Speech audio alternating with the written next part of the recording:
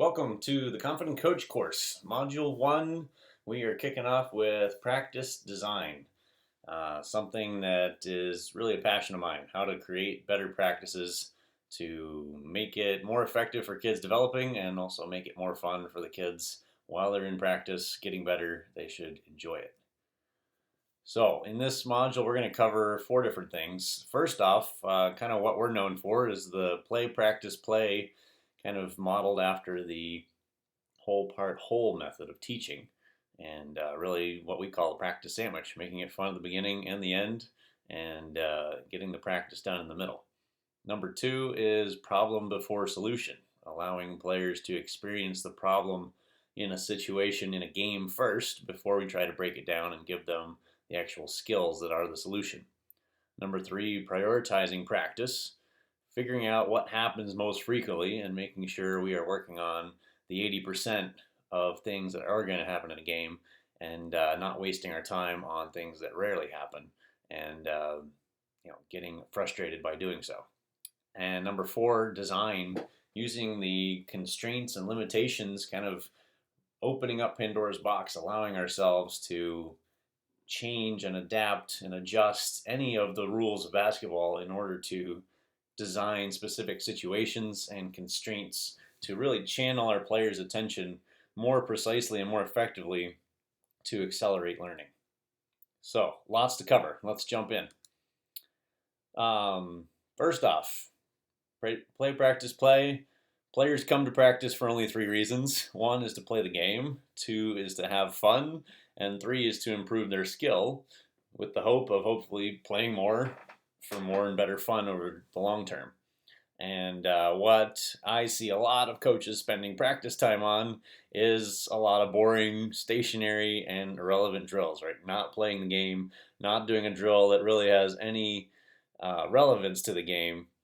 2 is listening to the coach talk, right? Us coaches have a lot of passion, a lot to share, and often that gets in the way of actually the player's experience of having more fun and getting more effective learning done because we are pontificating on something we're passionate about. And 3 is standing in line. Running poorly designed drills leads to 16 player deep lines. Kids are poking each other in the ribs. They're just bored out of their skull waiting for their turn to run a drill. And when you stack up all 3 of these, it's no wonder our numbers are dropping off and kids are not coming to practice. The single best motivator I've found for kids to come to practice is to start practice with a game. Well, this is kind of how I arrived at this concept of play, practice, play. If you start every practice with a live, like you would call a scrimmage, what most coaches save for the very end of practice, maybe, if the kids behaved and we got everything else done. I start practice with a game, and I've never had any problem with people showing up on time. Like they're there dressed, ready to play because they know if they get there late, they're going to miss out and probably be the sub waiting on the sideline or maybe miss the game entirely. So they will get out of the house quicker on time. They'll motivate their parents to get moving on time. They'll get their shoes and their jersey, whatever they need to make sure they're there and not miss out on the opening game. And then I also use it for a warm-up. Most players below age 14, 15 are really limber and loose and pretty flexible, and it's not really an issue of warming them up to avoid injury, which is really the main motivation that's used for kind of the traditional warm-up period. And what I found is far more effective and engaging to just play a game, get them running up and down, playing actual basketball, and warming up their body by doing so. And as a bonus, it's not boring. And then the third real big bonus for me is you get to observe them in action and kind of get a grasp of where they're at today. You may have left off at a certain point last week's practice. You had some notes. You had a plan in mind of what you're going to work on. But seeing them live today might highlight that, hey, we actually have no idea how to cut and space in our 3-on-3 or 5-on-5 offense. And we need to make sure we get that done before we really get into what else I had in mind for practice today. There's a favorite quote of mine that I try to remind myself of as often as I can, which is, a learner who is shown a solution without experiencing the problem will never value the solution enough to thoroughly understand and apply it on their own. So this gets into really using the problem as a tool to help the player understand why we're doing things a certain way as a solution. So the whole part whole method is another descriptor of this. I talked about that briefly. Play, practice, play is modeled after the whole part whole. Like we want to show them the big picture. Here's a game situation. Here's a common problem that we're running into, and let them actually experience that. Like we know it's coming. Like we can predict pretty consistently with whatever age group we're coaching what problems they're going to have as kind of the primary issues.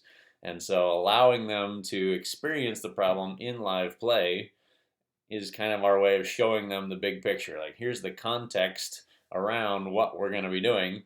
And then when we break down stuff, it's pointing to, hey, remember, Johnny, that last player we just ended in the scrimmage when you ran into two players and picked up your dribble and got stuck. Hey, here's a retreat dribble that's a tool you can use to escape a double team and create space and continue your attack or find a pass. And when we build that situational context, and then we build in the decisions that go with that context situation, and then we build in the skills, then we really have the player understanding at a really fundamental level what and why we're going to be doing it this way. And then also we're getting them familiar with how this plugs into any game situation. So starting to build on what we're going to talk about a lot in the course is really fundamental universal principles of basketball, where, hey, anytime you're stuck in a double team, you can use a retreat dribble to get some space and create a solution to your problem. And I've just had fantastic results with players understanding something that way and being really motivated to go practice it, versus if we just practiced retreat dribbles out of the blue for no reason in the player's mind, then they're going to go through the motions and not really get much out of it. And then the third point here is just identifying real world problems ensures that we work on real world solutions, right? So we could out of the blue work on retreat dribbles and crossovers and everything, but if our players are actually pretty good ball handlers and that's not a problem for them, then maybe at that 7th, 8th grade level they're already pretty experienced ball handlers. Then we might be wasting our time, and we might be creating issues where there actually aren't any. So using that scrimmage approach, playing first, really helps us with that identification problem. Like, here is actually a real world problem we're dealing with. Let's either on the fly create a solution for this practice, or take some notes so that next practice or next week we're going to make sure we spend some time on troubleshooting that, finding solutions. Prioritizing practice. What happens most frequently in a basketball game? Question that I have always wished coaches would spend some time on, because we get down in the weeds of, we're running this high-level offense and these 7 different trap defenses and all these special situation stuff. And some of those scenarios happen once a season, and we're spending 10 minutes every practice all through the season trying to perfect it, and it's really wasting our time in a lot of ways. We want to be prepared for some common end-of-game situations, special situations, but most of the core of what our players need from us at the rec level is really basic, and getting really good and really comfortable with the basics. So on offense, the short checklist here.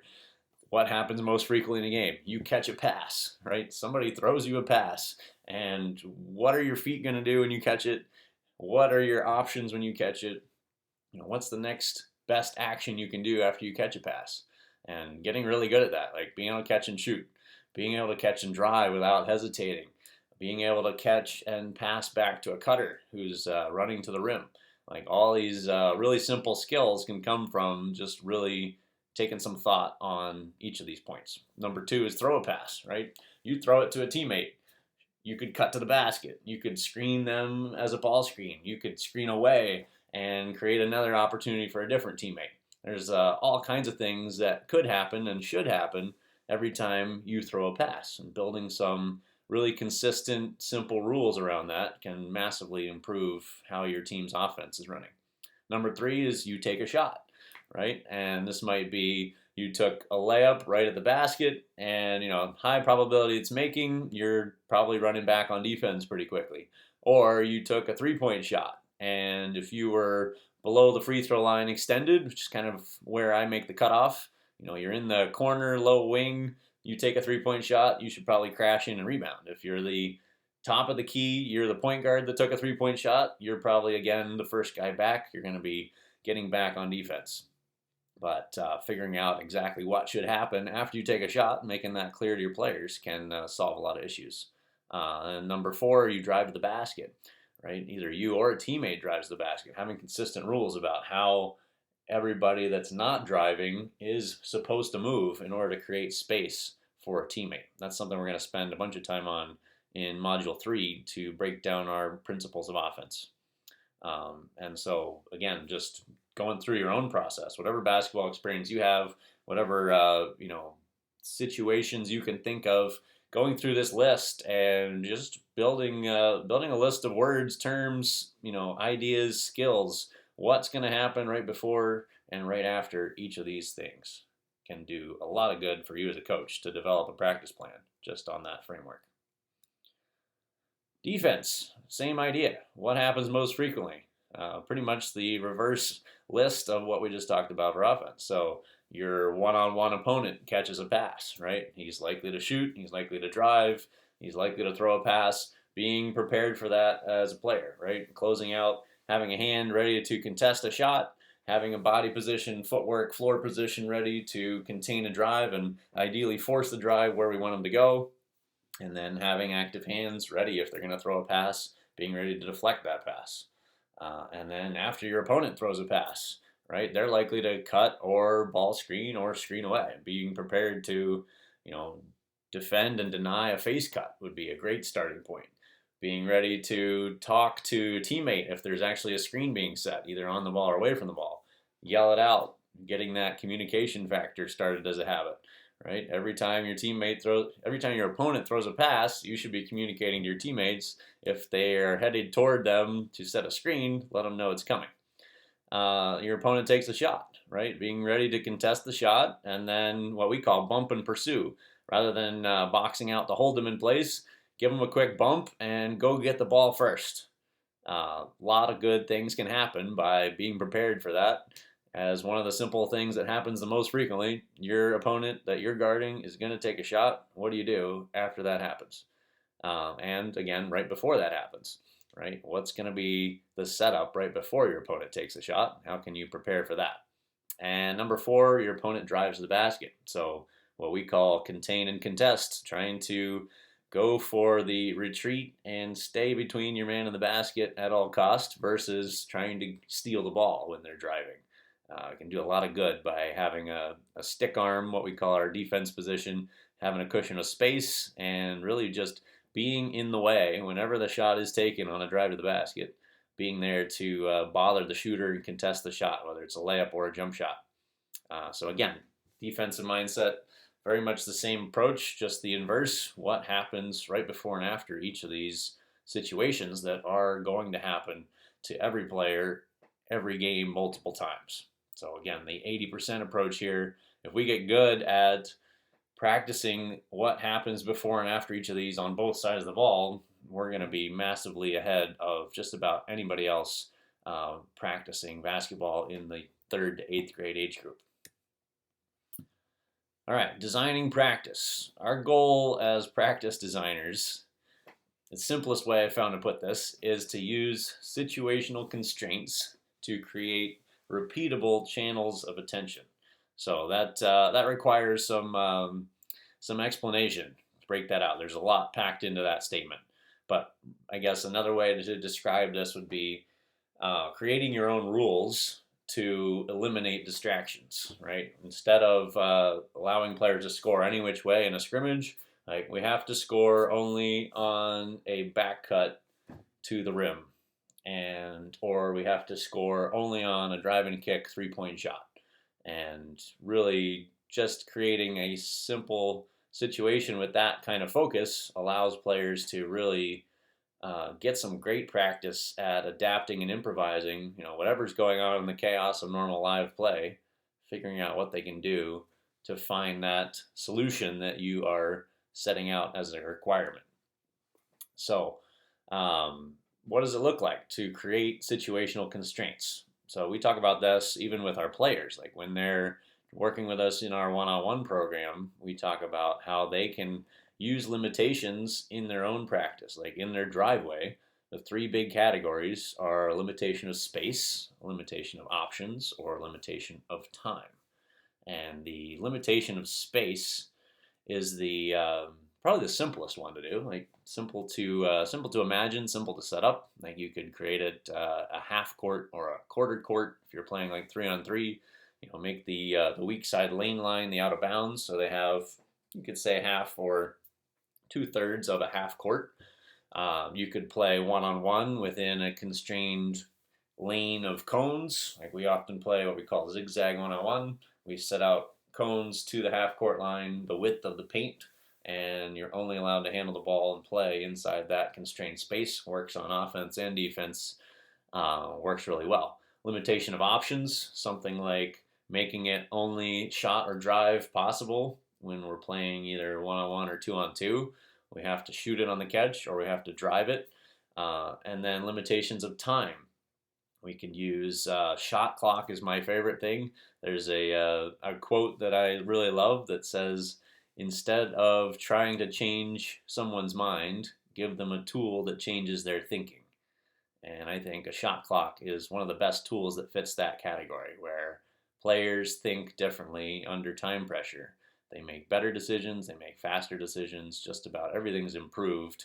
And, instead of yelling at your players to stop dribbling, just put a shot clock on them, and it's like the hot potato suddenly arrives. They don't want to be the last guy holding the ball when the clock runs out and have their peers and their teammates all mad at them because they were, doing 7 crossovers instead of taking a shot when they were open, and really solves a lot of problems. And then another limitation of time I really like to implement is just a decision clock. So when a player catches a pass, give them only 1 second to decide what they're doing. So they're going to take a shot or they're going to initiate their dribble into an attack within 1 second. They don't need to finish the shot. They don't need to drive all the way to the basket in 1 second, but they need to be into a shot motion or they need to be into a drive motion inside of 1 second after catching it. And that just has fantastic results.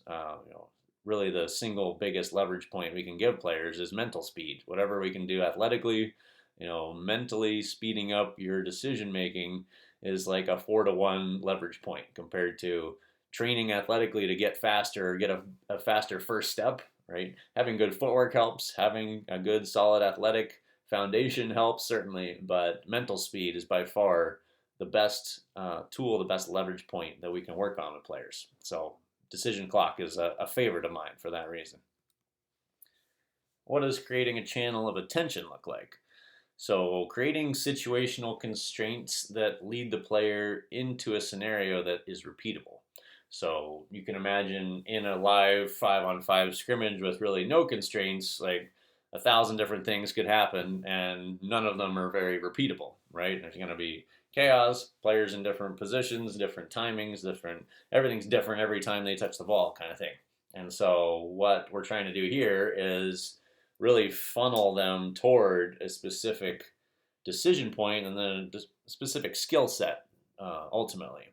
So this could look like, getting them into a specific spot on the court, maybe starting them a specific spot on the court, a specific body position, offensively and defensively, and a specific angle of movement, relative to their opponent, relative to the basket, whether that be a cut or a drive, getting them started at a certain angle in a certain body position at a certain spot on the court just about guarantees that they're going to have very similar options, if not similar decisions and skills used, to execute any kind of scoring option. So we play multiple different scenarios, situational one-on-one games where, a player has one dribble and their defender is a half step behind them on their hip, and they can either use that one dribble to rocket blast to the rim and score before their defender catches up. Or, if their defender overplays to recover, they can Euro step, stop and shoot a floater, pivot, like all the different skills that come with that. And a lot of the decision points come down to, go straight or change direction. And when you get that specific of a scenario set up for them and they're able to do that repeatedly, they start to get really good at it. And then that snapshot is what I like to call it. When they hit that snapshot in a game, like, okay, I've been here before. I'm at this spot on the floor. I'm coming from this angle. I've got one dribble. I'm attacking the basket, and my defender overplays.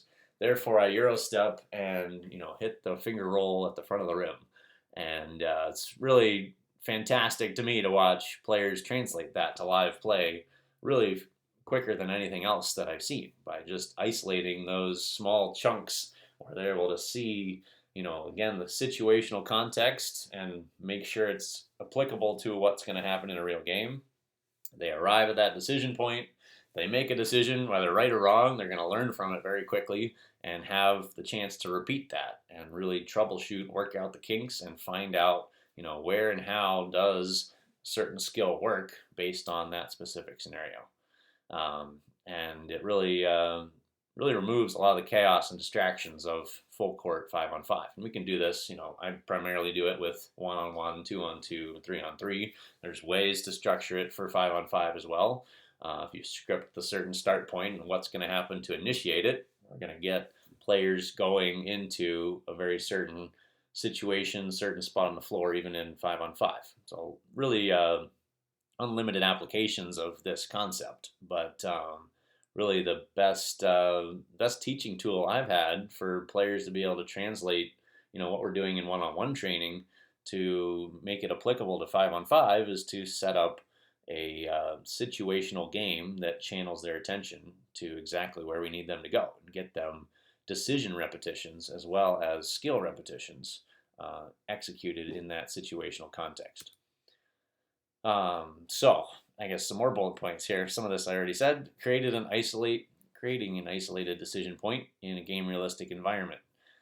Repetition is engaging, right? Another part of problem with practice is it's boring. Players are not engaged because they don't see the relevance. This is engaging players because we set it up as a game situation and they're now in seeking mode. They are seeking a solution to a specific problem that we have set up. And a lot of times we don't even have to tell them the solution, right? They've watched enough basketball or they played enough basketball. They know how to cross over or Euro step or change direction in multiple different ways. And when they hit the decision point of go straight or change direction, they're able to figure that out and find multiple solutions for it. And then once we have their attention, we can start to direct it to specific solutions. And we're going to talk about some more, a specific cue. One of my favorite topics, really creating a trigger they need to see in order to make a decision. So something like defender's hips turned, right? Defender crossed over their feet to run. Their hips are turned toward the sideline, and we want to change direction based on seeing that cue. Or a simpler version we work on a lot. I'm catching a pass. My defender's hand is up. That's my cue to drive, right? I'm going to shoot otherwise, but defender's hand up means drive. Simplifies my decision making by finding that cue. And as a coach, to be really well received with your advice, this whole framework sets you up to really be a hero in a lot of ways, because you'll find players, in one of these situations you set up and they're struggling. They don't have a solution, and you can now hand them, hey, here's a skill that actually solves this problem for you. And then they're like, wow, I never thought of that.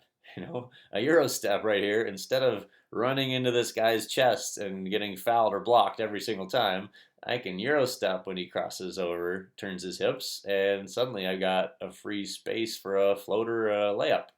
And you can really get on your player's good side really quickly by kind of patiently waiting for them to find that problem point where you actually have a solution. If they're not experienced player enough, or it's just not coming to them, what other options they might have, you waiting until it's a problem to show them solution really makes it a very valuable solution in their mind, versus you pontificating about all the solutions you have before they see the problem. They don't really care, and they're just waiting for you to stop talking. So next, what does this practically mean? So there's a very common term across a lot of different sports, soccer and basketball being two of the primary ones, called small-sided games, or SSG as an acronym, which really means creating your own customized situational play scenarios like we were just talking about. So, we kind of follow the checklist here to create your own small-sided game. It would be to identify a problem. And again, ideally in a live game action, if we're watching a scrimmage to start practice, like we can very quickly identify probably 5 to 10 problems and start picking the top priority for the day. Number two is to create a situational game and demonstrate it to allow the players to experience the problem. So really, without coaching the solution again yet, just set it up. Like we're playing one-on-one, you have one dribble, we're starting from this angle, and see what happens. They're going to run into problems pretty quickly, and then, 3 to 5 minutes of playing with that, maybe from a couple different angles to see where they're at from, each hand, each angle in the basket and what changes. Then we can get into breaking down and practicing that specific skill as a solution to the problem. And then I like to finish again with play. So the play, practice, play can really go both across go across a lot of different time scales. It could go across the time scale of the season. Like we're going to play a lot in the beginning of the season. We're going to do a lot of work during the middle of the season. We're going to play a lot at the end of the season. We're also going to do that across a whole 2-hour practice. We're going to play at the beginning, break down a lot in the middle, play at the end. But I also like to do this within like a 10 or 12 or 15-minute practice segment. We're going to play a quick game to ID where everybody's at with this specific situation. And then we're going to spend, 10 minutes breaking it down, making sure they can do the skill and find the decision and the solution they need. And then we're going to play again at the end to really test, how much of that stuck with them and how much are they able to implement that solution when we go back to live play. And so testing it out 1-on-1, 2-on-2, 3-on-3 with some constraints across the 3 categories we mentioned, the limitation or constraint of time, space, and options. You can really throttle each of those up and down to try and perfectly channel the attention to where you want those players focused on trying to solve a problem.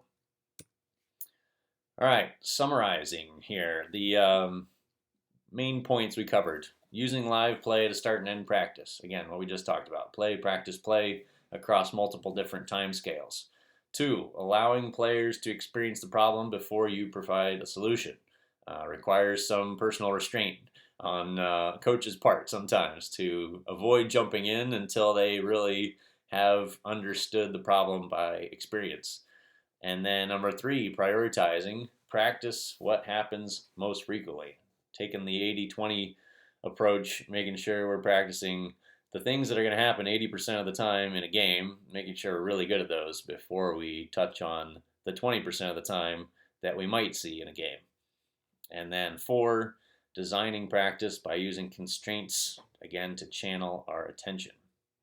So, quick example practice plan. I like to use the checklist approach. I usually put a time block next to each that add up to my total practice time, but I prefer to go through practice and maybe skip something if I have to, rather than be really, disciplined on my part, be really strict about breaking off a game or a drill or whatever we're working on at the 10-minute mark.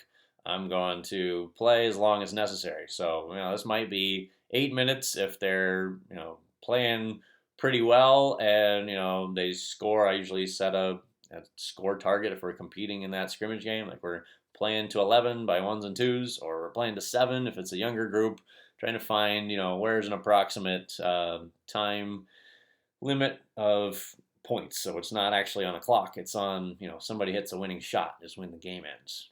And then, again, using that to find where players are at. I might even limit options. Like if I knew from practice last week that we were really struggling with taking a lot of dribbles to get up and down the court, one player dominating the ball and just out dribbling everybody 1-on-5, we limit only 2 dribbles per player. So each time they touch it, they got 2 dribbles to get where they're going, and they got to start anticipating when and where they're going to pass or take a shot after that second dribble happens. Remarkable tool of just that simple of a limitation can produce a lot of good results in your team. And then breakdown, like we're talking about. So we're breaking down how to change speed and direction on a cut. So we're playing 3-on-3, we're passing and cutting as part of our normal offense. And if we see a lot of people kind of passing and jogging at the same speed all the way through their cut and getting guarded really easily, then this would be a highlight to work on. How do we change speed and change direction ideally when we're cutting to make sure we're getting an opportunity to get open? And then we can pull that back in by playing 2-on-2, starting from a pass and cut. So they literally have to cut effectively to make this game actually work.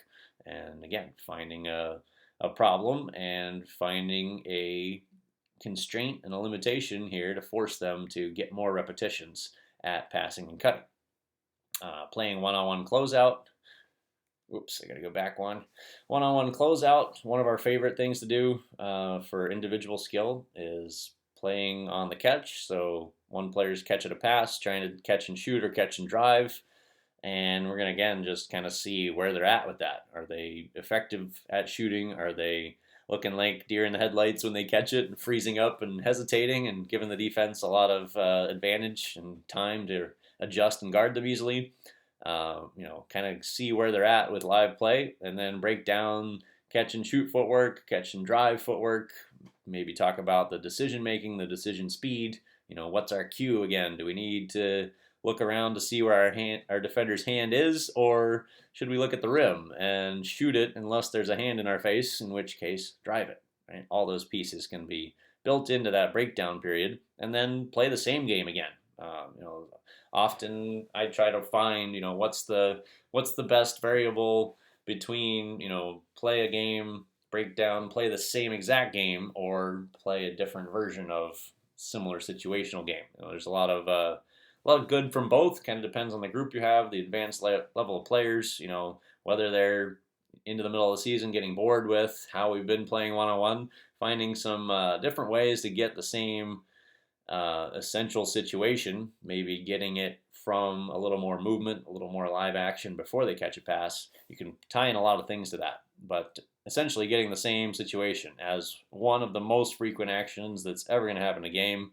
You catch a pass and somebody closes out to you. You really can't get too good at this. So this would be something to spend time on every practice, ideally.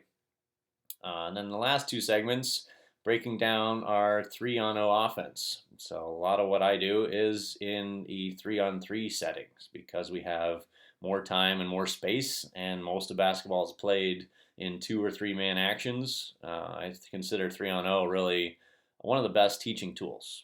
And with our younger stage groups, 3rd and 4th grade, we play primarily 3-on-3 exclusively. And so working on passing, cutting, filling, we worked on trying to get only 2 dribbles at the start. We worked on breaking down our cuts, trying to just tie some of those pieces together. We're going to talk in Module 3 about circling the drive, getting drive and kick, getting spacing. Lots of different offensive actions can be tied in. Usually I'm working on only 1 or 2 of those as we do this breakdown, and then we're going to go play again to round out our practice, play live 3-on-3. And I often alternate whatever we started with, I'll finish with the opposite. So we started with a full court game.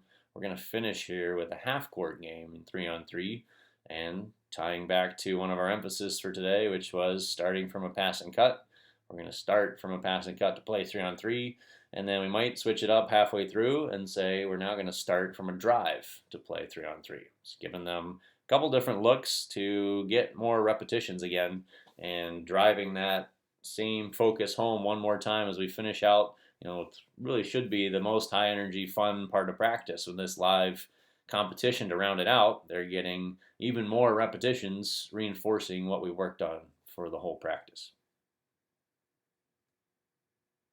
Coming up in Module 2, we will be working on simplifying instructions. Probably the best, most influential, most effective tool that I have found in my 17 years of coaching is a methodology called Tag Teach, which I really consider to be a communication shortcut. Just the best way to get instructions across for the players to take their next action without either under communicating what's going on or overwhelming them with a fire hose of on information that we want them to have. Um, Creating a focus funnel, it's another part of this whole methodology, is creating your instructions in layers. So again, doesn't reach the point of overwhelm. They kind of get funneled down into the specifics that we're trying to work on. And then the power of precision. One of my favorite things and still hardest challenges is to say my final instructions in 5 words or less. Great challenge to take on as coaches. And then the final one here is why yes is all you need. And really talking about how we can set up all instructions so that when they do the correct action, we say yes and they know they've done it right, and that's it. We don't have to celebrate and cheer a whole lot. We also don't have to correct mistakes and tell them what they did wrong. So Module 2, we're going to take a deep dive in all things about simplifying instructions. Should be fun. Look forward to seeing you there.